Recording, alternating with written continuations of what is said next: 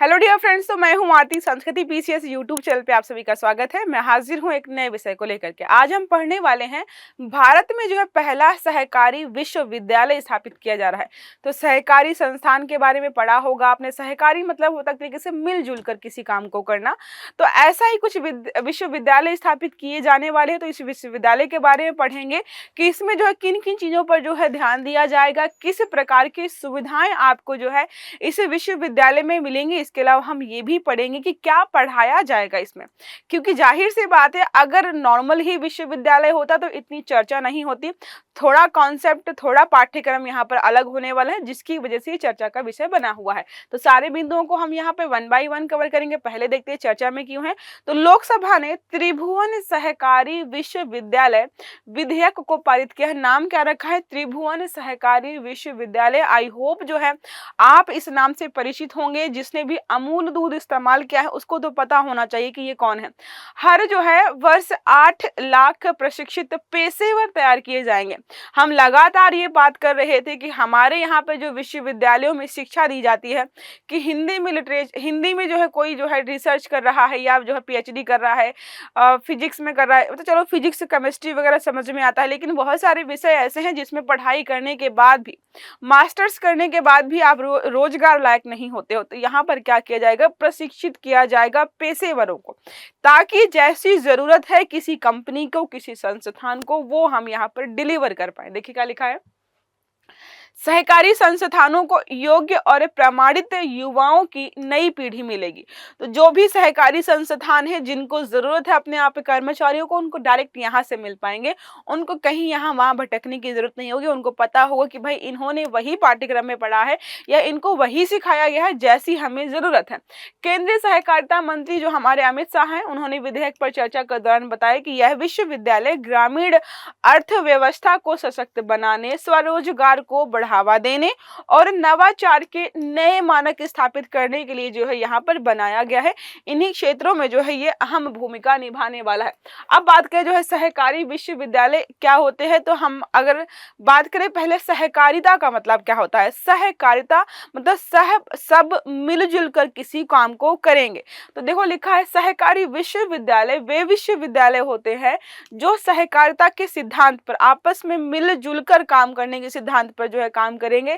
सहकारी संस्थानों, ग्रामीण विकास, सामुदायिक आर्थिक मॉडल एवं सहकारी प्रबंधन से जुड़े विषयों पर यहाँ पर जो है उच्च शिक्षा प्रदान की जाएगी, ताकि अपनी शिक्षा का जो है सही उपयोग वो कर पाए। सहकारी क्षेत्र के प्रशिक्षण पेशेवर तैयार किए जाएंगे। सहकारिता के माध्यम से हमने ऑलरेडी देखा है कि सामुदायिक विकास भी करेंगे और स्वरोजगार को भी बढ़ावा दिया जाएगा। अब बात करें जो है ये त्रिभुवन सहकारी विश्वविद्यालय की विशेषताएं क्या होने वाली है। कि विशेषताएं मतलब कि कहाँ पर होगा, क्या क्या चीजें होंगी। यहाँ पर मुख्य परिसर गुजरात में स्थापित किया जाने वाला है। गुजरात में क्यों किया जाना है आपको बता दूंगी। अमूल सुना होगा, अमूल की स्टार्टिंग जो है गुजरात से ही हुई थी। देश भर की यहाँ पर सहकारी संस्थाएं जो है इससे जुड़ेंगे। मेन ब्रांच यहाँ पर रहने वाली है। हर जिले में जो है प्रतिवर्ष जो है यहाँ पर प्रत्येक जिले में कॉलेज और स्कूल यहाँ पर खोले जाएंगे। सहकारी शिक्षा का व्यापक विस्तार, जैसे होता है ना कि कोई बड़ा सा कॉलेज है, महाविद्यालय है, जैसे उसके फिर जो है ब्रांचेस होते हैं, एफिलिएटेड कॉलेज खुलते हैं, स्कूल्स खुलते हैं, तो वैसा ही कुछ यहाँ पर होने वाला है।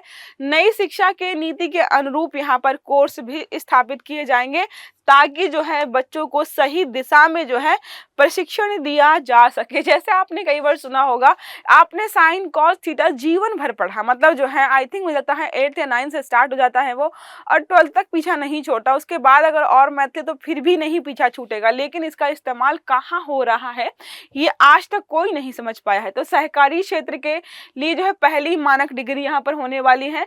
पैक्सी, चीनी मिलों और कोऑपरेटिव बैंक्स में केवल प्रशिक्षण और डिग्री धारक युवाओं को ही नौकरी यहाँ पर मिलेगी। स्वरोजगार और उद्यमिता को बढ़ावा मिलेगा। नवाचार और तकनीकी विकास पर जोर दिया जाएगा। त्रिभुवन किसी भाई पटेल के नाम पर विश्वविद्यालय स्थापित किया गया है। नाम क्या है इनका देखो, तो इन्हीं के नाम पर रखा गया है। क्यों रखा गया है? गुजरात के सहकारिता के क्षेत्र में आदर्श त्रिभुवन किसी भाई पटेल के नाम पर रखा गया, क्योंकि जो है जो हम सहकारिता पढ़ते हैं ना, इन्होंने इतने बड़े स्तर पर जो है हम आज पढ़ रहे हैं, इन्हीं को श्रेय जाता है कि इन्होंने ही स्टार्ट किया था। कब स्टार्ट किया था?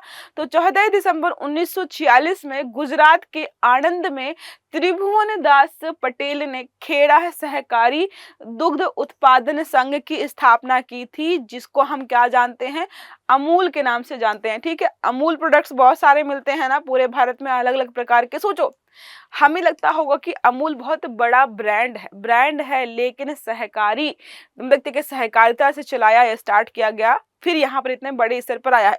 सरदार वल्लभ भाई पटेल ने भी जो है इनकी बहुत ज्यादा मदद की थी। सहकारी आंदोलन को वैश्विक पहचान भी इन्होंने ही दिलाई थी, इसलिए जो है इन्हीं के नाम पर जो है पहला सहकारी विश्वविद्यालय खोला जा रहा है। अब यहाँ पर बात करें, जो है लोकसभा में जो है विचार विमर्श किया गया है, तो विधेयक जो है लोकसभा में प्रस्तुत किया गया है। 3 घंटे तक यहाँ पर जो है गहन जो है बातचीत हुई है।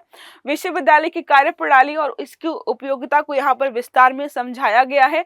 देश भर में हजारों, उन्होंने बताया है कि देश भर में हजारों सहकारी संस्थाएं हैं, लेकिन इनमें नियुक्ति कैसे होगी उसके लिए कोई जो है क्वालिफिकेशन नहीं है।